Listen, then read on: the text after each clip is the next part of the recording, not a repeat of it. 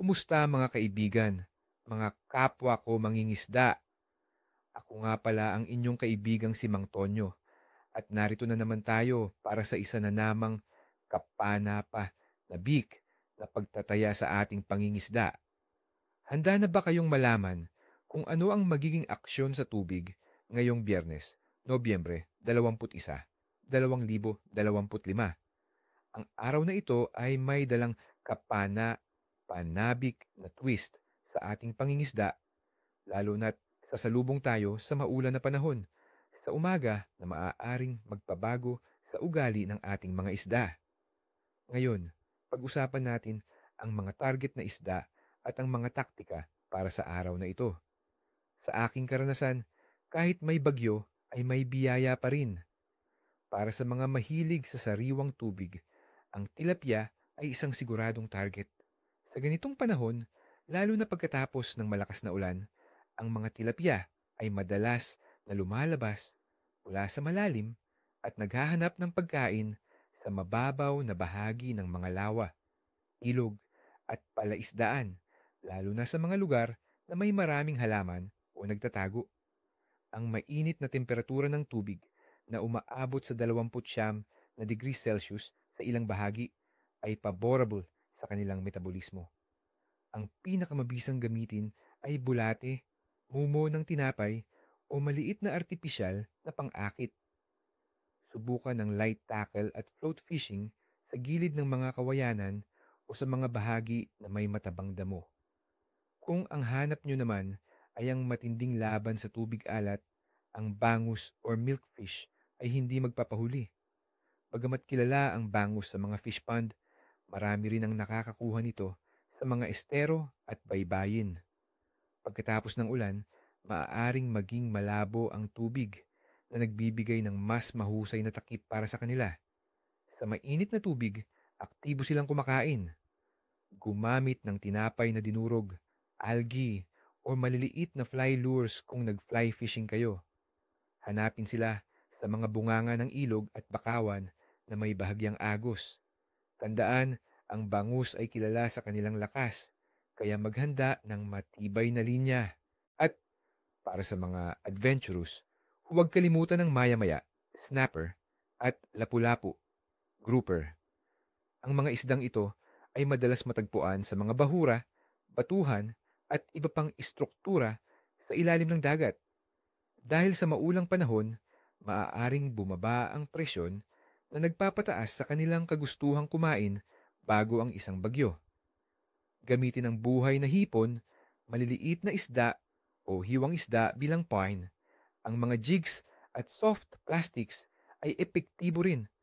Hanapin sila sa lalim na 2 hanggang 5 metro, lalo na sa mga lugar na may bahagyang agos. Ngayon, sa ating pagsusuri sa mga kondisyon, ang panahon ay may malaking papel. Sa Biyernes, Nobyembre 21, inaasahan ang malakas na pagkulog at pag-ulan sa araw at mga pag-ulan sa gabi sa Pilipinas. Ang temperatura ng hangin ay aabot sa 26 hanggang 31 degrees Celsius at ang humidity ay nasa 87%. Ang tiyansa ng ulan ay 45% sa araw at 65% sa gabi.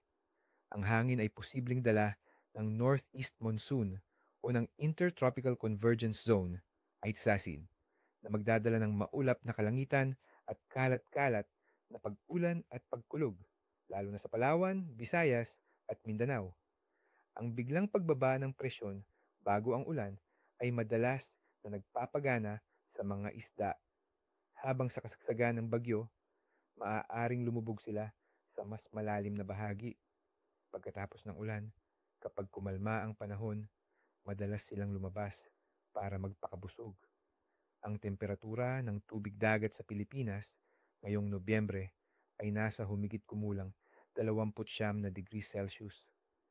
Ang mainit na tubig ay nagpapabilis ng metabolismo ng isda, kaya mas aktibo sila sa paghahanap ng pagkain.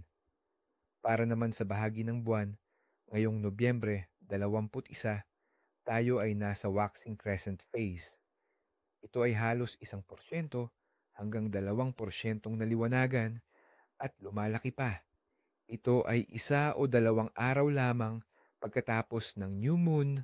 Sa mga pamahiin ng mangingisda, mayroong nagsasabing maganda ang kagat ng isda pagkatapos ng new moon dahil nagiging aktibo sila, habang ang iba naman ay mas gusto ang full moon.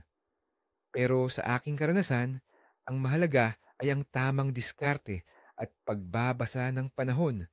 Ang tides ay moderate sa araw na ito. Sa pangkalahatan, ang aktibidad ng isda para sa Nobyembre 21 ay tinataya na mataas or very high sa ilang rehiyon tulad ng sa Manila. Gayunpaman, mahalagang tandaan na may closed fishing season para sa galunggong, ground scad sa Northern Palawan at Visayan Sea mula Nobyembre hanggang Enero dahil ito ang panahon ng kanilang pagpaparami.